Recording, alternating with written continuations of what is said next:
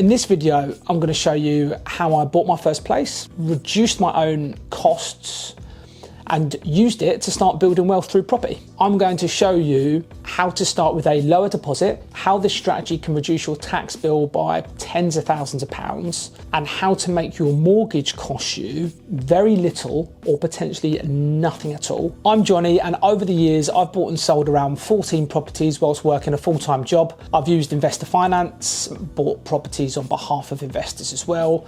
I've raised over 7 figures in funding along the way. So if you want to get involved in property, but you feel like you don't have enough time, enough knowledge, or enough capital to get started yet, this video could be for you, because this strategy is one of the smartest ways to get started, and it's exactly how I got started too. A lot of people ask me the same question, whether they should buy somewhere to live or if they should buy somewhere to invest. There is a way that you can do both. And that's exactly what I did with my first and second properties. I lived rent-free for nearly 5 years, made a few £100 a month from the rent.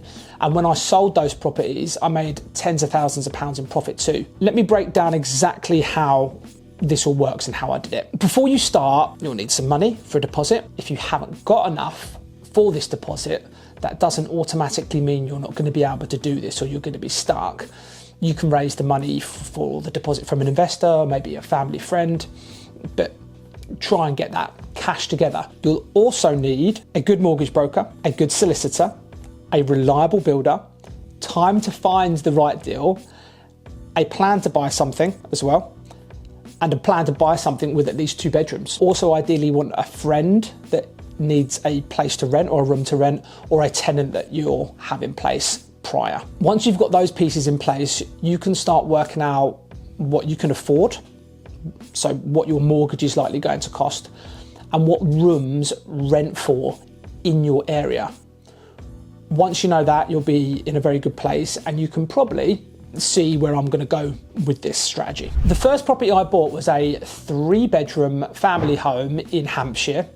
It was in a non-Article 4 area, and I turned it into a 4-bedroom HMO. We did it with only a light refurbishment, and then I rented out the other rooms whilst I lived there myself. That meant I was living in the property, but the income from the other rooms were helping cover the mortgage and also cover my bills. And that is where this strategy becomes very, very powerful. Now, this part is very, very important. Your mortgage broker needs to understand exactly what you plan to do with the property from day one, because your lender needs to know whether you're planning to rent rooms out to lodgers. Depending on how many people are living at the property and how the property is set up, you may also need to think about HMO rules, HMO licensing, etc. That is something you need to understand before you buy, not after, because the last thing you want is to complete on the property and then discover your plan doesn't fit the lender's criteria, the council's rules, or the general layout of the house. A lot of people think that the goal is to find some crazy below market value deal. And yes, whilst buying below market value always helps, that's not actually the main win. The real win is finding a property that needs improvement, lets you add value in some sort of way, is habitable quickly and works financially while you live in it. That's really the sweet spot that we're looking for. You want somewhere you can move into as soon as possible and start improving over time. Basically, if the property needs too much work before it's even livable, your holding costs can really affect the deal. Those costs can start hurting you very quickly. You've got mortgage payments, you've got insurance, utilities, council tax, internet, renovation costs, and all the small and little expenses that add up while the place is just sitting there. So ideally, you want to get the keys, move in pretty fast, start the renovation whilst you're living there. That keeps your costs lower and your project much more manageable. You also need to make sure the rent from your lodger or lodgers covers your mortgage interest at the very least. Ideally, it will also help cover some of the other monthly costs as well, so your utilities, bills, etc. There has to be strong rental demand in that area as well. Not just today, but you have to make sure you're going to have that over time.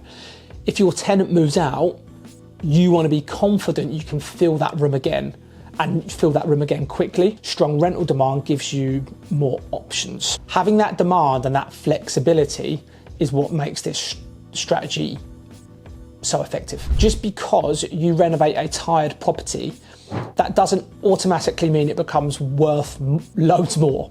The area is very important, demand matters, and your exit is super important too.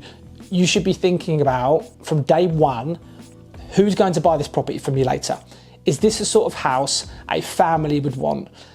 A first-time buyer maybe would like this. Should I be selling this to another investor? How quickly could I sell if I needed to? That's what's really important, because a good property strategy, it's not just about how you buy, it's about how you plan your exit as well. That's really what brings together a great deal. There can also be some major tax advantages by doing it this way too. If you're a first-time buyer, you'll probably qualify for some sort of stamp duty relief, which could save you thousands of pounds in the long run. When your property is your primary residence and you sell, it's very likely that you won't be paying any capital gains on that, which means you'll be saving tens of thousands of pounds when you go to sell the property, and you can use that towards your next deposit. What you're trying to do here is you're buying a home in a way that can help you reduce your costs, generate you income, and then build equity in a very tax efficient way. This strategy isn't just about making a bit of money from a spare room. What it does, it's also one of the best ways to learn about property as well. You learn how conveyancing works because you'll be going through that purchasing process, what documents you're going to need, how long things can take as well, because that is a real thing. How often you've got to chase solicitors, how to negotiate with sellers or landlords, estate agents, how to speak to estate agents, how to build a good team around you, often called a power team, how mortgages work in practice, how to manage income properly, and all of that experience becomes incredibly valuable when you go on to buy your second property as well, and then your third and fourth. So even beyond the money right now, this is got to be treated as an amazing piece of education for you, property education. If you want your first property to do more than just give you somewhere to live, this is one of the smartest ways to start. Buy somewhere you can live in, buy somewhere with strong room rentals, buy something you can improve, keep your costs low, and think about your exit from the start. Let your first home help fund your next move. That's the entire point of this, and that's exactly what I did. I really hope this video has given you some ideas on how to get started with your first property investment in a way that really works for you financially. If you enjoyed the video, make sure you like and subscribe. Also, if you want to work with me directly, just check out the link in the description below. You can book a call in with me directly and we can take it from there. Thank you for watching, and I'll see ya in the next video.